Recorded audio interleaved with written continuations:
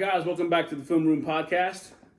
I'm kicking off the InfoCast series here about recruiting with episode 1, and I wanted to start off with a banger. So I'm here with the recruiting guru of Georgia, Mr. Kenyatta Watson. I'm gonna let him introduce himself real quick. How you doing? I'm Coach K. Recruiting connoisseur, college consultant. Whatever title you want to give me. Just really honored to be here on this podcast with Coach Gio to kind of educate and inform parents and students alike about some of the process. For sure. And so a big goal for me with the podcast, as I've mentioned throughout other episodes, is to be able to do a holistic perspective on what football means. Because you have fans who are just there to watch the kids and, do their own thing with the sport. But there's so much of it is behind the scenes at home between parents and players and their little communities. And so bringing people like Kenyatta on is really important to me to be able to kind of focus in on those things that you may not know going into a high school career in football. And so this first segment, I want to focus on the middle schoolers.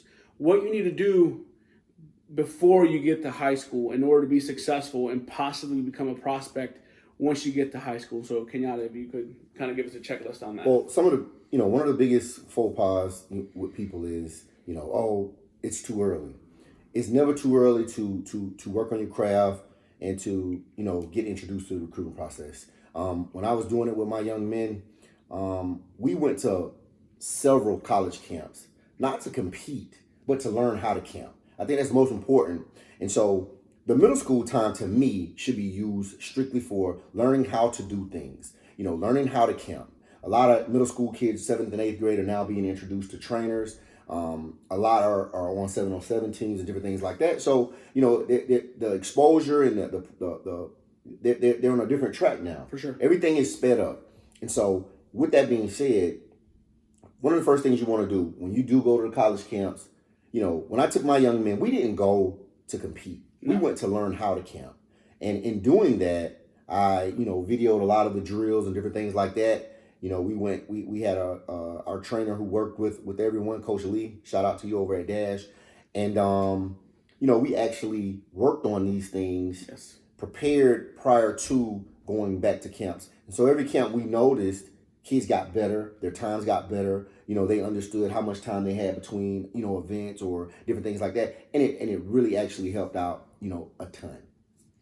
For sure. Now, from my perspective, because I knew Kenyatta before he knew me, I knew what he was doing because, we won't talk about it in this particular episode, but Kenyatta's expertise goes beyond recruiting, right? He's really, from top to bottom, a full football coach. He built a program called the Gwinnett Chargers from the ground up, had some of the most elite talent in the state, going from 6 years old all the way to 8th grade within that program, playing for him and for all his coaches. And Gwinnett County has benefited from it. Right? For the past 6 years, you look at our top recruits in the county, and 8 out of 10 of them in each class went through the Gwinnett Chargers on point or another. And so this man knows what he's talking about. And I just kind of want to slowly focus on a couple of the big names that you started off at the middle school, taking them to camps, because I think it's important for people to realize that, the cream of the crop does start somewhere. Right, correct. Well, obviously everybody knows Owen Papo. When I first met Owen, obviously, I tell the story. People ask. I met him at a 6th grade March Madness basketball tournament, and he was out there trying to dunk, and I was like, "Why is this 8th grader out here?" So, Kenyatta had been telling me about him. So, but I saw the natural just athleticism. Wasn't sure how big he was going to get because he was already like 6 foot tall. For sure. But at the end of the day, I saw the athleticism, and once we started going to camps, Owen was like the first kid to open the door for us, simply because he was so athletic. He was actually able to compete with the high school juniors and seniors that were attending the camps. And so, in seeing that process kind of opened the door to start meeting with, talking to a lot of the college coaches during the camp times. Then, obviously Wanye, everybody liked his size. He had the longest arms that I had ever seen. Nick Saban actually said he has measured the longest wingspan that he had seen in quite some time. And so just having those physical attributes, you knew that these kids were obviously going to grow and potentially be what they ended up being. And the biggest thing, like I tell parents all the time, you see people get upset about, why are middle school kids getting offers? The offers don't mean anything. It's just an inquiry. Because recruiting has started so early. You got to build relationships with these kids earlier now. 9 times out of 10, the college coaches will change jobs twice, but by the time they get into college, but again, no matter where they are, you've developed that relationship, so they're always going to connect with you. So the biggest thing, man, and again, going to these camps as a middle schooler, getting the opportunity to be seen, because recruiting is all about projections. It's not an exact science. I think you miss more than you hit on a lot of these kids, but at the end of the day, you got to find them sooner than anybody else. So, parents out there, kids out there, you're finishing your middle school seasons right now. Your main focus should be now to get ready to play in some of the middle school all-star games, different things like that, which is also exposure from those now with the Georgia Elite Classic. Mm-hmm. Shout out to Rusty that's running that. The UA Next 8th grade All-American game that I'm in charge of. We do a great job with that. There's so many different media entities that are at these events. And kids are getting offers from these games. So, these kids are getting prepared for that stuff. But once, January, February, March come, that's the time to start preparing for camp season. Because once you go to camps and you're out there and you're competing and you're putting up decent numbers for your age group, that stuff catches the attention of the coaches. For sure. And I just kind of want to hit on a point because I hear a lot as a coach and both in the recruiting world that a lot of parents get concerned about, well, kind of like Kenyatta hit, why isn't my kid getting the attention? And really, when he talks about projection, when it comes to middle schoolers, you're looking at, okay, if they look like this now, right, let's imagine what they look like in 4 years. Right. And we all know that boys tend to wait to grow anyway. Well, I'll use 2 kids for an example. 2 kids that played with me with the Gwinnett Chargers. Andrew Booth, he ended up being the number 1 corner in the state of Georgia, class 2019, 5-star, signed with Clemson. Andrew was 5'6" as a 9th grader at Archer. And the other kid I'll use is my son, Kenyatta Watson. He was the number 2 corner in the state of Georgia, class of 2019, high-rated 4-star. Kenyatta was like 5'7" and some change. They both grew like 5 to 6 inches over the summer. Yep. So, and they both were Andrew Booth was always just a phenomenal athlete. My son was terrible. I'm just being honest with you. He's the quintessential kid that, and I tell parents this all the time. He was the kid that, when I had the Gwinnett Chargers, he did not play. Okay, he backed up Malik Washington, who's now at Northwestern. He was the backup to him at safety, but he wasn't ready. And so I just was not going to push him out there. I knew he had natural ability, but he wasn't ready. Nope. And so, again, fast forward to high school, here's what you have. So to your point, just because a kid doesn't have the actual size or pass the eye test now in middle school does not mean that he won't be, once he gets to that high school point, he won't grow. You just don't know how they're going to grow. Like, for instance, Owen was 6 foot as a 7th grader. Okay, 5'11", 6 foot as a 7th grader. He only grew to 6'1". So Wanye was 6 foot, 6'1" as a 7th, 8th grader. He grew to be 6'5". So it happens. It works out different for different kids. For sure. And so parents, be patient. Educate yourself on camps, educate your children on camps, and understand what recruiting actually means. That an offer does not mean he's going to go to that school right away, and that offers are just really a way to kind of cast your net as a college coach to try and get as many potential prospects ready in your list moving forward. It doesn't mean that you're going to go to college right then and there. So it's just something that I hear a lot, and so I kind of wanted to make sure we understood that. Stick around. In the next segment, we're going to focus on exactly what it takes as a 9th grader in high school to become a prospect. Because that's another area where I've heard a lot of complaints from both parents and players as far as, well, I'm sitting here, I'm doing the fundraising, I'm doing all the logistics you're asking me to, and my kid's at practice, why isn't he getting looks as a 9th grader? And so there's a lot that goes into it, and I kind of want to focus with Kenyatta not only on that part of it, but what really matters as a 9th grade football player at the high school level. And so make sure we stick around for that next segment. And thank you. All right, welcome back, guys. In this segment of the Recruit InfoCast, we're going to focus on what it takes to be a good 9th grade player at the high school level in order to prepare to be a prospect for the other 3 years of your high school career. And so I'm going to let Kenyatta talk for a little bit about that. Well, first and foremost, all parents, all kids, the most important part of ninth grade is your academics. Simply because I've seen so many kids falter in ninth grade, and it killed them trying to play catch up throughout their recruiting the further you go in high school. Biggest part, that's the most important thing to be concerned about to me as a ninth grader. Because let's be honest, depending on the program that you're in, as a ninth grader, you should play ninth grade football. You might play JV. And at the end of the day, you need to focus on your academics, make sure that you're doing as good as you can in your core classes, and you need to be best friends with the strength and conditioning coach. Those are the two most important things as a ninth grader that you need to focus on. Now, again, if you're a 6'5", 210 pound, I use Kevin Harris for example. Kevin was 6'4", about 175 pound defensive end. Okay, colleges started looking at him as a ninth grader simply because of the 6'4" height. You saw the big shoulders, you saw the frame. Hey, we can fill this out. 1 + 1 = 2. Okay, so again, Trente Jones started picking up interest as a ninth grader. 6'4", he's about 245, but you saw the body, you saw the frame. Same thing with Jakai. So at the end of the day, you gotta pass the eye test. You gotta have a frame that they can look at and say, hey, we see this. We see this potential. Hey, we'll offer. Maybe we will, maybe we won't. But the most important thing is your academics and getting bigger, stronger, and faster in the weight room. For sure. And guys, as a coach, I can attest to this. A lot of you that have been around the Grayson program know Phil Maffa, and I'll talk more about him this week in my other episode for pre and post game. But Phil kind of got overlooked by a lot of coaches because he didn't get that much playing time. He was behind a lot of talented guys. Right.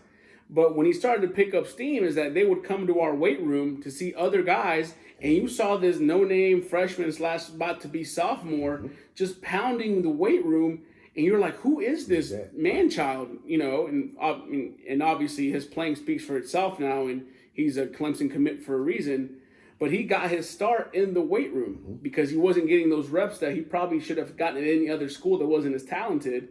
But he was noticed by doing what he was told, working out hard, and that work ethic is what got him into the spotlight to begin with. And so I like to remind parents that yes, we want early results, but without the grades, you're not getting recruited. And if you're not growing into your potential or into your frame, you're really not going to get noticed. And so really focus on those two things in ninth grade, and obviously getting coached up and learning your system at the high school level. Something else that kind of starts early on in your high school career is social media. Okay? And so I wanted to put this together with what to do in ninth grade because Kenyatta and I have had a lot of experience with players. Fast forward 4 years, you're a senior, you're about to sign your national letter of intent. It's becoming a dream come true, and recruiter or college goes, hey, clean up your social media. Clean up your social media. And a lot of kids live in this kind of dream bubble that privacy exists. And it may have existed for people like Kenyatta and I before cell phones came around when we were younger, but it doesn't exist now. Right? And so I kind of want to get Kenyatta's take on, as a recruit or potential recruit, how should you handle social media? To me, social media is the devil when it comes to younger kids. It's like giving a kid a loaded gun and he can do whatever he wants with it. And you're not mature enough to handle it. I mean, you see some adults make dumb decisions on social media. So imagine what, a 14, 15-year-old kid is going to do. I mean, I've seen it where it has really cost people their jobs later in life. I see where it has cost people scholarships. I tell this story all the time. When Wanye, Owen, Kenyatta, and Kenyon, all those guys were coming up, they couldn't even log into their social media. I ran their social media because I was deathly afraid of them just retweeting something from a rap video or something from one of their friends that would be just so detrimental to them. Some things you just can't recover from. No. And I urge parents, please, either get a social media account, follow your kid, or manage their social media account. See what they're posting, see who they're following, see who they're liking, see who they're retweeting. Because again, social media and recruiting is so important because it is now connected the kid down in South Florida to the coach in Seattle, Washington. Yes. I don't have to leave my desk to follow you or to see what you're doing. Exactly. So your social media is in essence your resume. College coaches have such little time to interact with you. Exactly. But they can always, watch your social media, see what you're posting, see what you're doing. So at the end of the day, if you got a kid and all he's doing is posting, or retweeting or liking derogatory videos or, different memes or different things like that, you begin to start to question, like, what type of kid is this? Exactly. And again, I say this all the time, social media is your resume. It is your resume. They get an opportunity to really get an inside look as to you as a kid, what you're like, what you're about, what you're thinking about. So again, parents, please, I urge you, I beg you, I plead with you, manage your kids' social media because it is killing kids in the recruiting process. And as a coach and teacher, I'm going to add to that. In the more immediate term, I've had a lot of situations with students and players get in trouble at school for things on social media. And the argument is always, well, I wasn't at school, but it's affecting the school day, right? We hear about cyberbullying. We could do a whole nother segment on that. But it's more of just the distraction of it. When you're in school, it's your time to learn and get better. When you're at football or whatever sport you do, it's your time to learn and get better there. And to add this extra distraction on top of it being your resume and people really looking at it to kind of judge your personality, you're affecting your immediate future by not focusing on getting better. And so that's just kind of my tidbit there from my experience with it. All right, make sure you stick around for our third segment where we're going to focus on exactly the role of parents in a child's recruitment process, who to trust, and how to put together a highlight video, which seems silly with all the technology we have today, but Kenyatta and I have the experience that we may need some help on that. So make sure you stick around. Thank you. All right, everyone, welcome back. We're going to start this third segment of our InfoCast as far as recruiting goes, and we want to focus on what a parent's role is in the recruitment process. And it's not to sound judgy, it's not to try and put people in their place. It's simply that as a parent, this if you're a parent, there's no real rule book on what to do. And so a lot of times you feel like you have to just take complete charge of it, and that may end up hurting you. Correct. Right? Because there's people around you with experience. And so I want to let Kenyatta speak on this and just really talk about how to be an effective parent in the recruiting process. Well, first and foremost, most parents in the recruiting process look at their kids with rose-colored glasses on. You think that your kid is the absolute best. He's the best. He should be getting offered by Alabama and all of these different places. I've seen more parents actually hurt their kids in the recruiting process than help them. Typically because, again, you're a parent. Yeah. You're in it emotionally. You're not taking, the emotion out of it and say, hey, I got to do what's best for my kid, and understanding that, hey, we're going to look at and explore every opportunity. Of course. I tell people all the time, your biggest resource in the recruiting process is your high school football coach. From the simple fact that 9 times out of 10, they're seeing you in the weight room every day. They see you in the hallways. They're watching you practice. They're watching you after practice. So they're seeing the character. They're seeing the whole kid. And when the colleges come in, they're not sitting down talking to the parents. They want to sit down and talk to the coach. And the coach is going to be honest. They have to be. At the end of the day, you see a lot of parents, oh, the coach threw my kid under the bus. No, he was honest. Because at the end of the day, you want those coaches to continue to come back and build that relationship with them where they're trusting you and you're constantly sending good products to them. You can't do that by lying on a kid. Oh, man, he's a great kid. He's this, and this. Next thing you know, you follow him on social media. He's doing something stupid. And again, the parent going to enable, 9 times out of 10, they're going to enable, they're going to make up an excuse for why it happened. Your high school coach is your biggest resource when it comes to the recruiting process. Plain and simple. Parents, your role, here's your role. Make sure that your kid has SAT and ACT prep class. Make sure that you and your kid are meeting with the guidance counselor and make sure that they're on track as far as the NCAA guidelines. Making sure that your kid getting to and from the necessary camps that they need to. Making sure that they have position-specific trainer. That's your job as a parent. Everything else will take care of itself. But again, your high school coach is your biggest resource in the college football recruitment process. For sure. And just my point of view on that, and everything Kenyatta said is 100% true. I get a lot of questions because I've said this often too about the high school coach being your most useful resource. And parents often look at me like I'm crazy. Like there's all these recruiting people now. I know Kenyatta, being who he is, that's his job as well. But you have to understand, when we're promoting athletes, a college coach understands that we're going to be very unbiased because, as Kenyatta said, we have to be. And the reason for that is because we're not only selling that kid, we're selling our program. We want that college, that recruiter, to keep coming back to look at our kids. And if we catch ourselves selling a kid on something he's not, we're hurting that kid's recruitment process, that class recruitment process, and our program.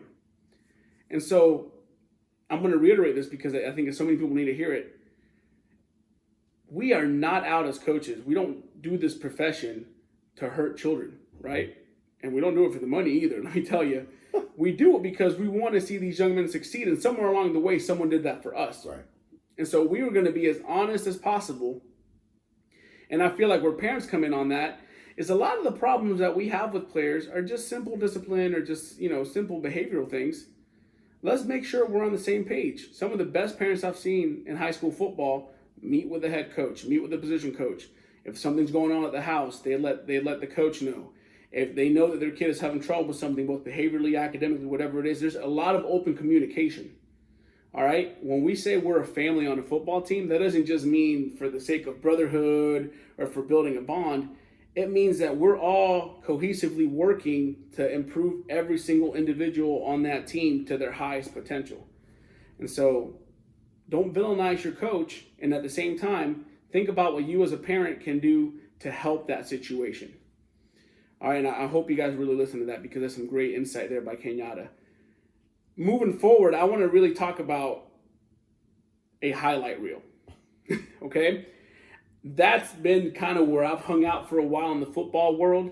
I've been kind of behind the scenes, helping a little bit with recruiting, helping a little bit with technology, helping a little bit with the finances of everything.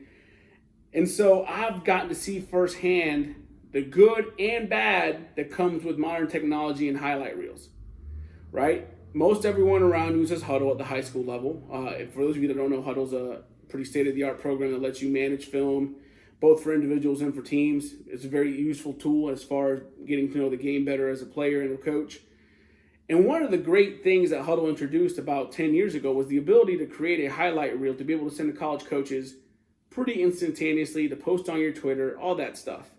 And so I want to get Kenyatta's take on how important that highlight reel is, what it should look like, what should you put on it, and who should be distributing it for you. So, well, I kind of have mixed emotions on the whole highlight piece because, again, college coaches, they have the ability to watch your entire game, sure, and to see how you are. I think highlight videos are for fans. I think that that's what it is. But in the event that you have to make one and you want to send it to a college coach, the video should be no longer than 2 minutes long.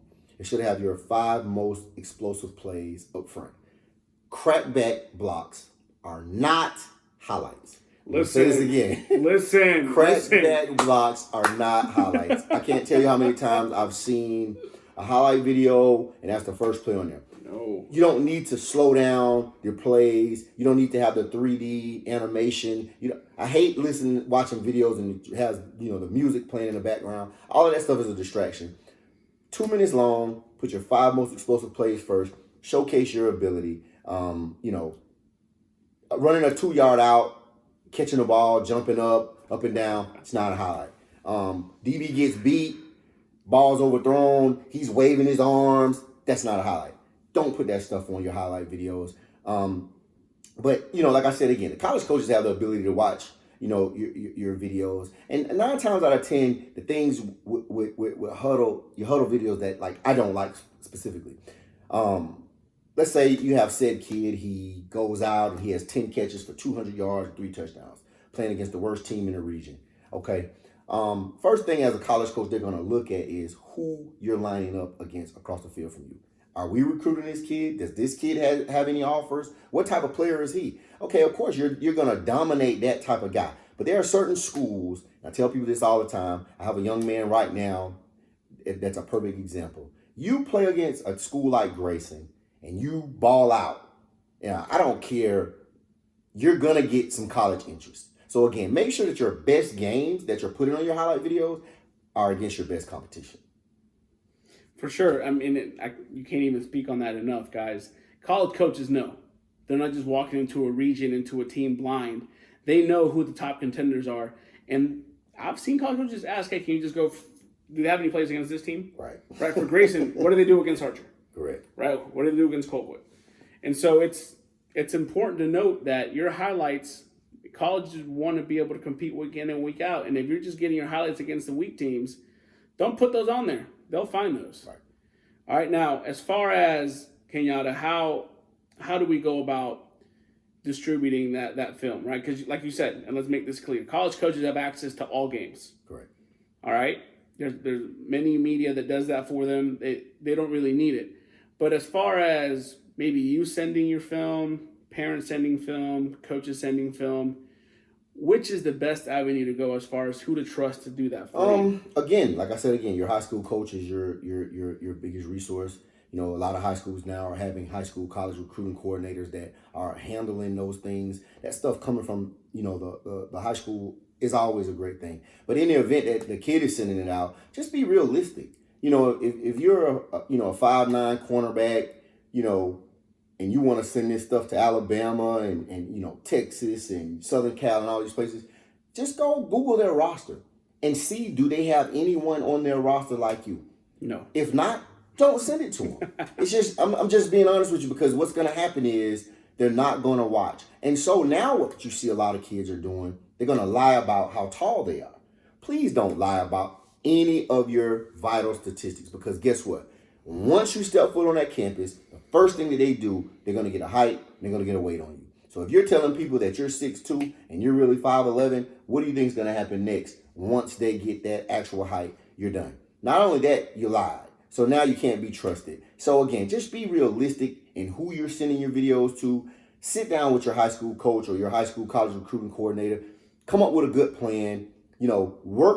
Work hand in hand with those guys as they're doing sending out your stuff and talking to the different college coaches. And just one more thing.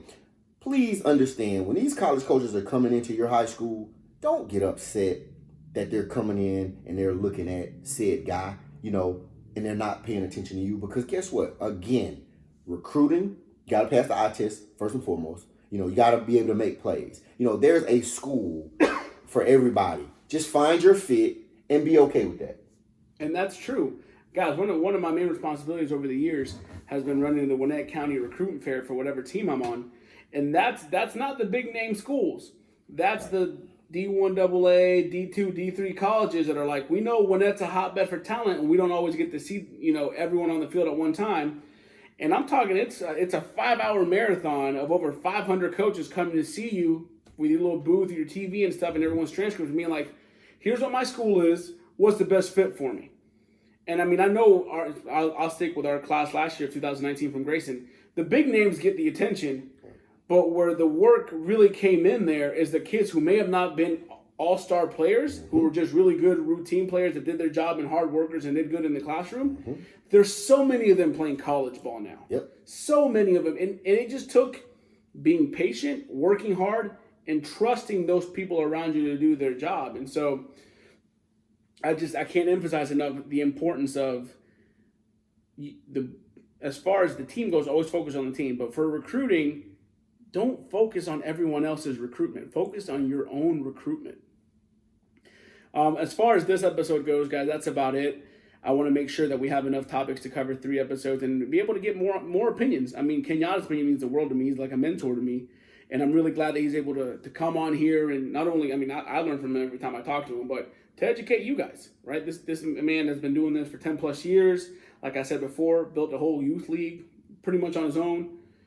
And he's been all around. College coaches all around this country know who he is and know that he's a reliable source for knowledge on these kids. And so please listen. I know that some of it's hard to hear and they may not be what you want to hear, but coming from 2 guys with experience in the field, I feel like we're trying to help you, okay, which is the point in all this. So again, I'm Coach Gio. This has been Kenyatta Watson. We really appreciate you tuning in. Make sure you tune in tomorrow, Thursday, for our Week 11 pregame podcast. We're going to be covering North Gwinnett, versus Peachtree Ridge and Duluth versus Discovery. I've had a chance to sit down with all 4 of those coaches and really kind of get to know their team, and I'm really excited for that opportunity. So this has been the Film Room Podcast with Coach Gio. Have a good night. Guys, thank you so much for tuning in this week. Very special shout out to Kenyatta Watson. He was so cooperative and so helpful in making sure to edit this to be able to be educational for you, informative, and to be able to really get our message across as far as how important recruitment is and all the different steps in it, starting at the middle school level. Make sure you stick around for tomorrow's podcast, which is going to be previewing 2 very important games in Gwinnett County. First one's going to be North Gwinnett versus Peachtree Ridge. And the second one's going to be Duluth versus Discovery. Really looking forward to covering those teams. Very good coaching, good people over there willing to cooperate to be able to help me feature their teams. So thank you for listening to the Film Room Podcast with Coach Gio, and we'll see you tomorrow.